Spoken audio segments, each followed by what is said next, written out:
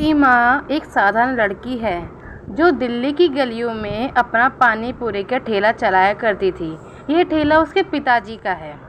सीमा का सपना है कि वह अपने पानी पूरी की दुकान को पूरे दिल्ली में फेमस करे और अपने माता पिता का नाम रोशन करे।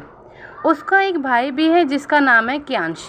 कियांश उससे 3 साल छोटा है, तो वह जैसे तैसे करके घर के जो भी काम होते हैं वह कर लेता था। वहीं उनकी एक दादी भी रहा करती थी जो उनके पिताजी की मम्मी हैं। दादी जी को कैंसर है, तो वो अधिकतर बीमार ही रहा करती थी। कियांश और सीमा के पिता की मौत के बाद कियांश और सीमा बिल्कुल अकेले पड़ चुके थे। एक अनाथ सी ज़िंदगी जीने लगे थे। उनकी माता उन्हें पहले ही छोड़ कर चली गई थी। दोनों को ही समझ नहीं आ रहा था कि अब लाइफ कैसे चलेगी, अब हमें क्या करना चाहिए। जहाँ सीमा एक 10 साल की लड़की है, तो वहीं कियांश एक 7 साल का लड़का है। क्या हुआ दीदी, आप इतना रो क्यों रही हो? आप रोओगे तो फिर मुझे कौन संभालेगा? उनके पिता की मौत के बाद उनकी चाचा चाची भी उनके घर में आके रहने लग जाते हैं। 10 दिन में एक बार वह आते हैं और उनको कहीं ना कहीं एक तरह से धमकी देके चले जाते हैं। सुन लो तुम दोनों कान खोल के, यहाँ रहना है तो कमाना तो पड़ेगा ही। मैं फ्री की रोटी तो तुम दोनों को खिलाऊंगी नहीं। ऐसे ना जाने कितने अनगिनत ताने वह रोज़ डेली बेसिस पर सुना करते थे। वह कहते थे अपनी चाची से, चाची हम अभी छोटे हैं, हम क्या काम करें। लेकिन उसकी चाची जो थी वो बहुत अत्याचारी थी, तो वह उनकी बात ही नहीं समझा करती थी। तब भी सीमा घर घर जाके काम मांगा करती थी ताकि कम से कम कुछ पैसा उसके हाथ में आए। अंकल जी नमस्ते, क्या मुझे कोई काम मिल सकता है? अंकल जी उसे मना कर देते हैं क्योंकि सीमा केवल अभी 10 साल की ही थी। ऐसे ही धीरे धीरे करके वह गांव के अन्य घरों में भी जाके काम मांगा करती थी, परंतु उसे कहीं भी कोई काम नहीं मिला क्योंकि बच्चों को काम देना मतलब अपने पैर पर कुल्हाड़ी मारने जैसा था। हर कोई उसे समझाता कि अभी तुम छोटी हो और अभी घर के काम करना तुम्हारी जिम्मेदारी नहीं है। दीदी क्या सोच रही हो? क्या हुआ, कहीं काम मिला? मैं भी गया था पर सबने मुझे मना कर दिया। कियांश कहीं काम नहीं मिला, सब मुझे मना ही कर देते हैं, कहते हैं तुम अभी छोटी हो, अभी तुम्हें काम नहीं करना चाहिए। अब उन्हें क्या बताऊं मैं अभी। दोनों भाई बहन कई बार ऐसी बातें किया करते थे लेकिन कोई भी सलूशन नहीं मिलता। एक दिन क्या होता है कि उन दोनों की बातें उनकी दादी जी सुन लेती हैं और वह फिर उनके पास आके उनसे कुछ बोलती हैं। ऐसा क्या बोलती हैं कि जिसको सुन के कियांश और सीमा खुश हो जाते हैं। अरे दादी जी, आप क्यों उठ गई? हमें बता देते आपको क्या चाहिए, हम आपको दे देते। आपको उठना नहीं चाहिए था ना। अरे मेरे बच्चे इतने परेशान हैं और मैं बैठ के लेट के सोती रहूं, ऐसा चलेगा क्या?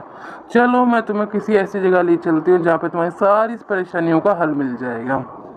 मेरे बच्चे परेशान रहेंगे तो मेरा होने का फ़ायदा ही क्या है। इतना बोलकर दादी जी कियांश और सीमा को एक गुफा की तरफ ले जाती हैं।